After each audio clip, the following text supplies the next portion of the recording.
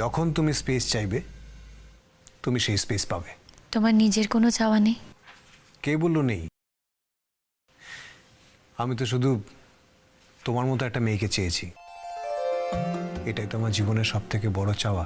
আচ্ছা দেবদীপ, তুমি তো চাইলেই একটা অন্য কোনো মেয়েকে ভালোবাসতে পারতে, যারা আমার মতো কোনো ঝামেলা নেই, যে তোমাকে খুব ভালোবাসতে পারবে, মন ভরে তোমায় ভালোবাসতে পারবে। আমি হয়তো তোমাকে অতটা ভালোবাসতে পারি না যতটা ভালোবাসা তোমার পাওনা। কিন্তু আমি তো এই মেয়েটাকেই চাই, আর কাউকে চাই না। তো তুমি কিন্তু বড্ড বোকা মানুষ। আমি সারা জীবন এরকম বোকাই থাকতে চাই। সত্যি কথা বলো তো, কখনো কাউকে ভালোবাসোনি জীবনে? সুযোগ পাইনি।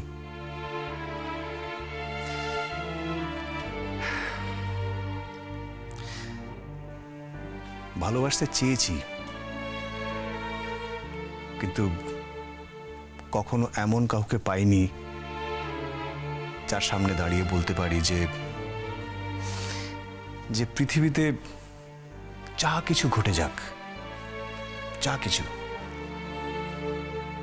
তুমি আমার কাছে আসো বা তুমি আমার কাছে নাই বা আসো, কিন্তু আমি তোমাকে ভালোবেসে ভালো থাকতে চাই। এমন কাউকে পাইনি, একদমই না। কিন্তু এই প্রথম তোমাকে, তোমার প্রতি আমার ভাবনাটা কি বলো তো অপরাজিতা? আমি যে শুধু তোমাকে ভালোবাসি তা নয়, আমি তোমাকে একটা নতুন জীবন দিয়েছি।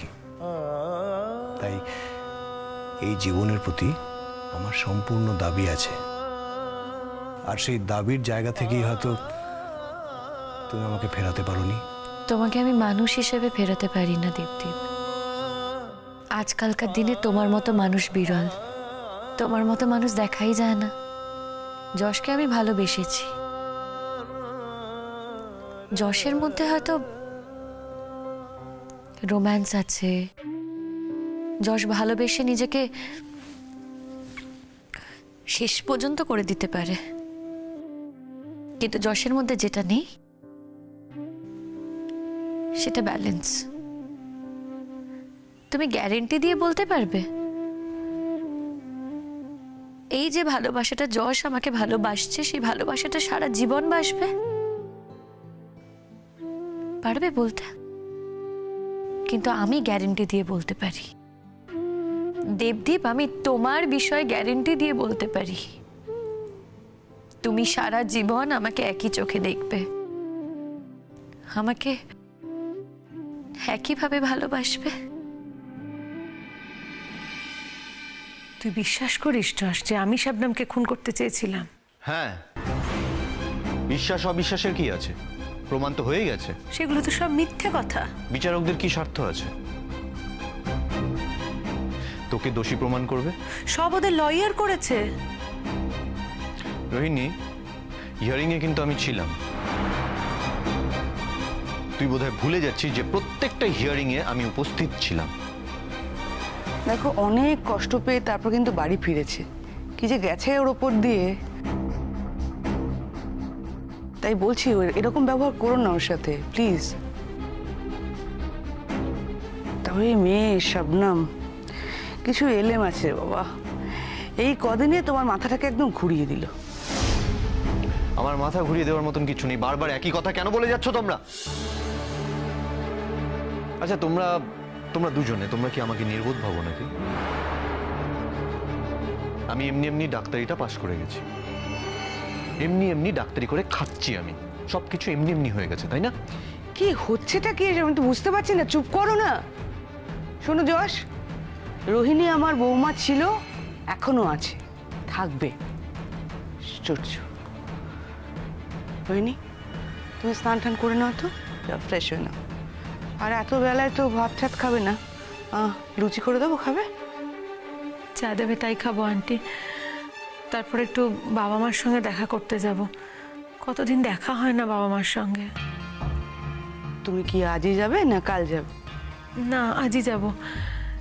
এতগুলো দিন কোনো যশ একটু খোঁজ খবর নিয়েছিলি বাবা মার? না, আমার যাওয়া হয়নি। আমি ওকে বলেছিলাম যেতে। হ্যাঁ, তুমি কোনো ত্রুটি রাখোনি মা। রোহিণী যাতে খুশি হয় এমন কোনো কাজ করতে তুমি বাকি রাখোনি। আমি যাইনি, দোষটা আমার। কি এমন কাজে ব্যস্ত ছিলি রে তুই, যে দুটো বুড়ো মানুষের এতগুলো দিন কোনো খবর অবধি নিতে পারলি না? আমি সত্যি ব্যস্ত ছিলাম রে, হসপিটাল নিয়ে ব্যস্ত ছিলাম। হসপিটাল নিয়ে ব্যস্ত ছিলি নাকি তুই অন্য কিছু নিয়ে ব্যস্ত ছিলি? তোর যদি মনে হয় আমি অন্য কিছু নিয়ে ব্যস্ত ছিলাম, তুই সেটা ভাবতে পারিস, মনে করতে পারিস, আমার কোনো আপত্তি নেই। যশ, আমি না তোমার কাছে হাত জোর করছি। মা প্লিজ। না, আমি রিকোয়েস্ট করছি তো। এতদিন পরে আমার বৌমা বাড়ি ফিরে এসছে, তোমার স্ত্রী, তুমি এবার ঝগড়া করো না প্লিজ। ছি। রোহিণী, তুমি একটু অপেক্ষা করো, আমি তোমার জন্য খাবার নিয়ে আসছি। কেমন?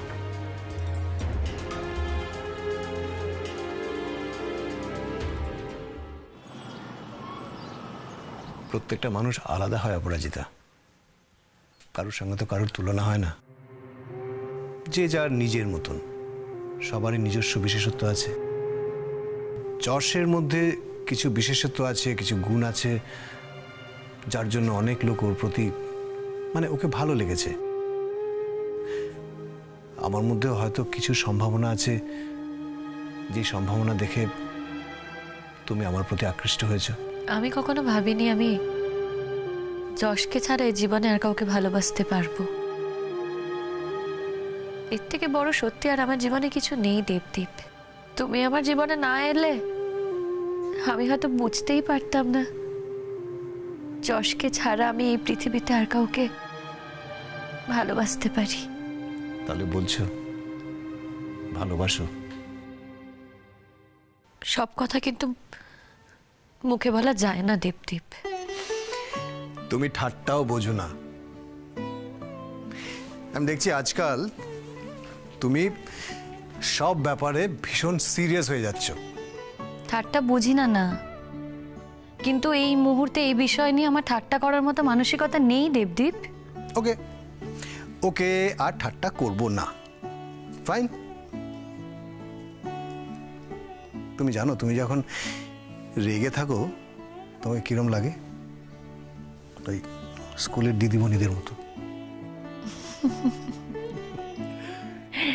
ঠিক আছে, তুমি রেস্ট নাও, আমি আসছি। কোথায়? বাইরে বসি। এখানেই বসো।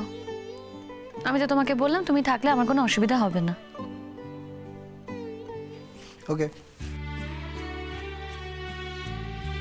এই মুহূর্তটা নিজের মনে কাটাও। এই মুহূর্তগুলো নিজেকে যতটা পারো সময় দাও। নিজের সঙ্গে বোঝাপড়াটা শুধু নিজেই করো, আর কাউকে সামনে রেখে বোঝাপড়ার থেকে সরে যেও না অপরাজিতা।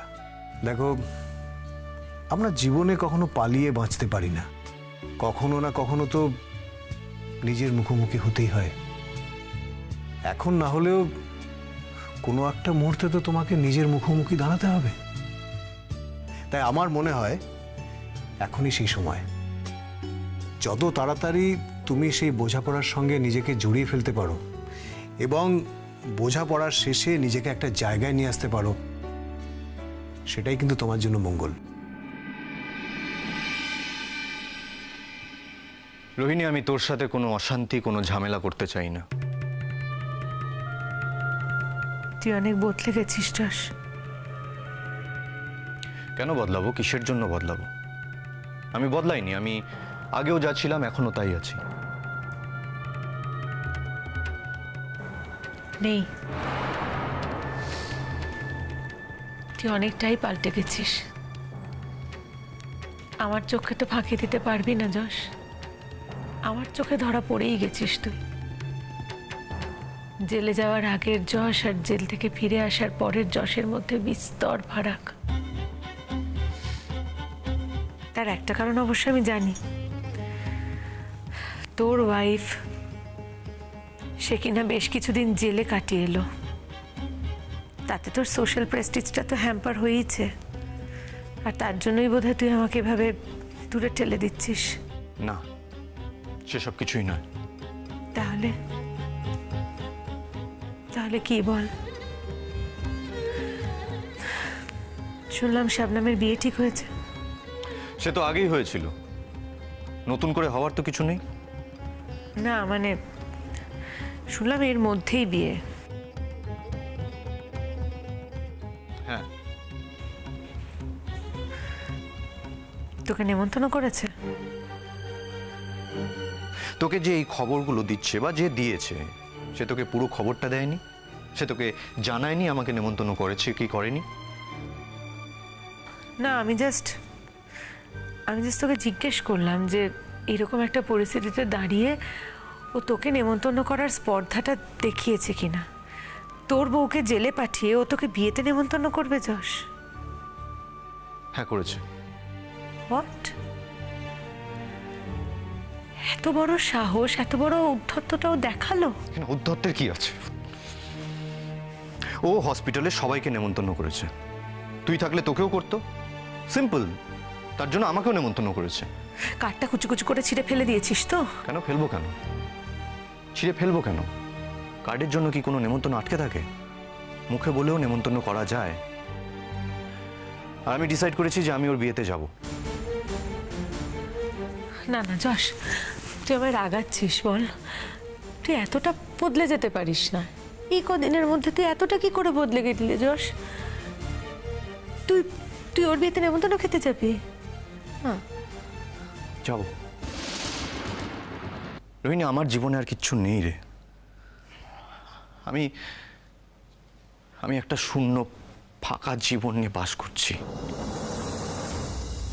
আমার জীবনে একজন স্ত্রী যে খুনি, যাকে নিয়ে আমাকে সারাটা জীবন বাঁচতে হবে। তুই জানিস আমি আজকে তোকে সব কথা বলছি। আমি শাবনাম আর দেবদীপের সম্পর্কটা মেনে নিতে পারিনি।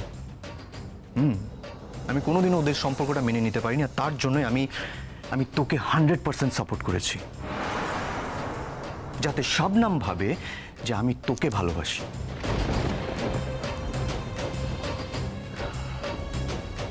কিন্তু আমি তো জানি আমি একজন খুনির সাথে সারা জীবন বাঁচতে পারবো না।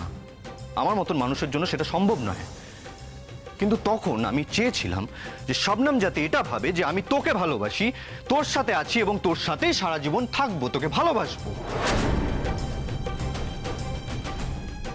আর সেই জন্য আজকে শাবনাম ওর নিজের জীবনটা খুব সুন্দরভাবে সাজিয়ে নিচ্ছে। ভালো তো, সাজিয়ে নিক। ও ভালো আছে, ভালো থাকবে, সুখে থাকবে সারা জীবন। কিন্তু ও যদি আমার সাথে থাকতো, তুই কোনোদিনও ওকে সুখে থাকতে দিতিস না। কোনোদিনও সুখে থাকতে দিতিস না। আর একদিন ঠিক ওকে এই পৃথিবী থেকে তুই সরিয়ে দিতিস। এটা আমি জানতাম, এটা আমি অনেক আগে বুঝে গেছিলাম।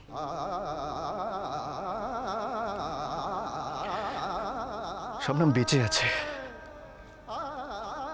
এটাই সব থেকে বড় কথা আমার জন্য। আমার জীবনে এটাই সব থেকে বড়, যে শাবনাম বেঁচে আছে, ভালো আছে আর ভালো থাকবে। ওর জন্য আমি এতটুকু করতে পেরেছি, এটা ভেবেই আমি সারাটা জীবন শান্তিতে বাঁচতে পারবো। তুই এসব কি বলছিস যশ?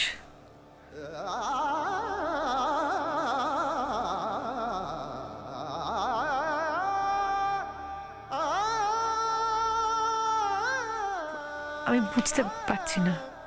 অথচ তোরই সবার আগে বোঝার কথা। এটা তোরই জানার কথা সবার আগে, তাই তো? তুই জানিস না তুই কি অন্যায় করেছিস? জানিস না তুই যাকে দিয়ে এই কাজটা করিয়েছিস তুই, সে জেলে চলে গেছে। সে কোর্টে দাঁড়িয়ে সবার সামনে তোর নামটা নিয়েছে, স্বীকার করেছে যে তুই ওকে দিয়ে এই কাজটা করিয়েছিস। তারপরে তুই অস্বীকার করছিস এখন। আমার না খুব রাগ হয়, জানিস তো? আমার খুব রাগ হয় যদি আমাকে কেউ বোকা ভাবে, যেটা তুই চিরকাল করে এসেছিস। তুই আমাকে যা ইচ্ছে ভাব, কিন্তু বোকা ভাববি না। I cannot accept it. তুই এটাই বুঝিসনি এতদিন আমি কেন সাপোর্ট করে এসেছি তোকে। আমি তোকে বলিনি, তুই বুঝিসনি। আজকে বললাম তোকে, এতদিন বলিনি। তুই আমার সাথে আর থাকবি না, তাই তো? থাকতে নাই চাইতে পারতাম।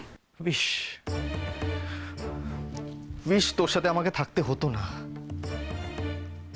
কিন্তু সেটা তো হবে না। তোর উপর করুণা হয় আমার রোহিণী, করুণা হয় তোর উপর আমার।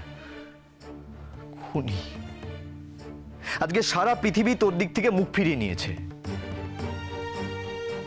সারা পৃথিবী তোর দিক থেকে মুখ ফিরিয়ে নিয়েছে। কেউ নেই কিন্তু তোর পাশে। একবার খেয়াল করে দেখিস, কেউ নেই। এরপর যদি আমিও তোকে সাপোর্ট না করি, তুই কোথায় যাবি? তোর তো যাওয়ার আর কোনো জায়গা নেই রোহিণী, কোনো জায়গা নেই যাওয়ার।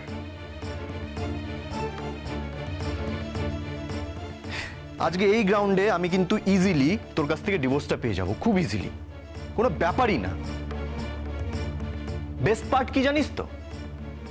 আমি তোর হাত থেকে মুক্তি পেয়ে যাব। কিন্তু তারপর আমি ভেবে দেখলাম, হোয়াট নেক্সট? তারপর তুই কি করবি, কোথায় যাবি? হসপিটালে তো তোর চাকরিটা থাকবে বলে মনে হয় না, অন্য কোথাও চাকরি পাবি না তুই। তাহলে তুই কি করবি, কি করে খাবি, খাবারটা জোটাবি কি করে? আর এরপরেও যদি আমি তোকে সাপোর্ট না দিই, তাহলে তো বাস হয়ে গেল। তোরা যাওয়ার কোনো জায়গা নেই, কিচ্ছু করতে পারবি না তুই, হেল্পলেস। তাই বাধ্য হয়ে আমাকে বাধ্য হয়ে সারাটা জীবন তোর সাথে থাকতে হবে। থাকার অভিনয় করতে হবে আমাকে। কিন্তু একটা কথা খুব ভালো করে জেনে রাখ রোহিণী, তোকে আমি আমার স্ত্রীর পরিচয় দেব, কিন্তু তুই আমার কাছ থেকে স্বামীর কর্তব্য আশা করবি না, কোনোদিনও না। তুই এই বাড়িতেই থাকবি, তোকে আমি এই বাড়িতে থাকতে দেব, কিন্তু তুই নিজেকে কোনোদিনও আমার সাথে জড়াবি না। পারলি বলতে এই কথাটা? আজকে যদি এই কথাটা আমি তোকে না বলতাম, তাহলে আর কবে বলতাম বলতো? আজকের পর এই কথাটা বলার আর কোনো মানে থাকতো না, তাই আজই তোকে এই কথাটা বললাম। করুণা করছিস আমার ওপর? হ্যাঁ করছি, করুণা করছি। দায়িত্ব নিয়ে বলছিস যা বলছিস? দায়িত্ব নিয়ে বলছি। হ্যাঁ আমি জানি কোনো মানুষের ওপর করুণা করা উচিত নয়, কিন্তু তোর মতন মানুষকে আমি কি বা বলবো বল? একজন খুনি, যার দিক থেকে সারা পৃথিবী আজকে মুখ ফিরিয়ে নিয়েছে, সেই বা কোথায় যায়? আমাদের সমাজ কিরকম জানিস রোহিণী? যখন কোনো আসামি খুনের শাস্তিতে জেল খেটে আসে, তার মধ্যে হাজার সংশোধন হলেও, হাজার পরিবর্তন এলেও সমাজ তাকে আর বিশ্বাস করে না, বিশ্বাস করতে পারে না, তাকে সমাজ অ্যাকসেপ্ট করে নিতে পারে না। তখন তার জীবনটা খুব কঠিন হয়ে দাঁড়ায়, ভীষণ কঠিন। সেই দিনটার কথা ভেবেই আমি তোকে অ্যাকসেপ্ট করে নিচ্ছি রোহিণী।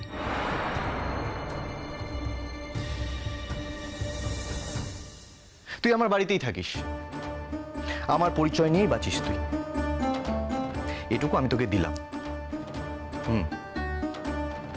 তুই যা করেছিস আমার জন্য করেছিস তো, আমাকে পাওয়ার জন্য করেছিস তো, তাই এটুকু পুরস্কার তোর প্রাপ্য তোকে দিলাম। কিন্তু এর বাইরে কোনোদিনও আর কিচ্ছু আশা করবি না আমার কাছ থেকে, কিচ্ছু না। আর বোঝাপড়ায় কিছু নেই। ওরকম ভাবে তো সবকিছু শেষ করে দেওয়া যায় না। তোমার ভেতরে একটা দ্বন্দ্ব চলছে। তুমি একটা সম্পর্ককে শেষ করে আরেকটা নতুন সম্পর্কে তুমি প্রবেশ করতে চলেছ। তার জন্যে তোমার কিন্তু নিজেকে সময় দেওয়ার দরকার অপরাজিতা। আমি বুঝতে পারি দেখো, আমি চাই যে কোনো মূল্যে তুমি ভালো থাকো। আমি তো বলেছি যে আমি তোমাকে কোনো কিছুতে ফোর্স করব না। যে মুহূর্তে তোমার মনে হবে যে তোমার একা থাকতে ইচ্ছে করছে, তুমি একা থাকতে চাও, সেই মুহূর্তে আমাকে বলবে। ইনফ্যাক্ট আমাদের প্রত্যেকটা মানুষেরই তো জীবনে কখনো না কখনো একা থাকার ইচ্ছে হয়, একা থাকতে ইচ্ছে করে।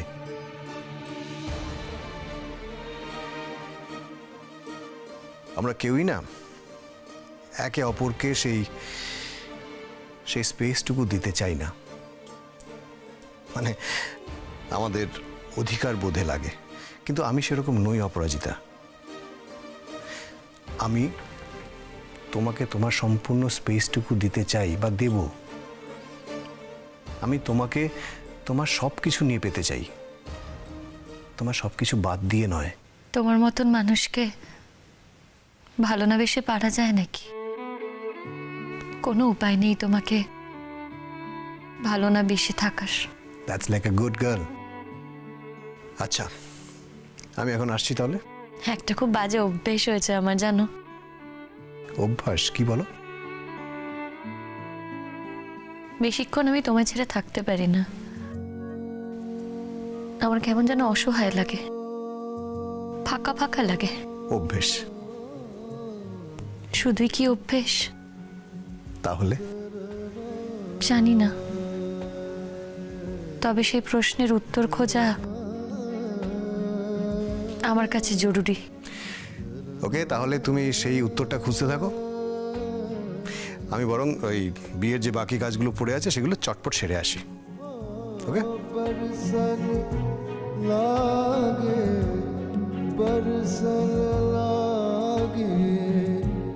सावल बुधिया राजा बरसन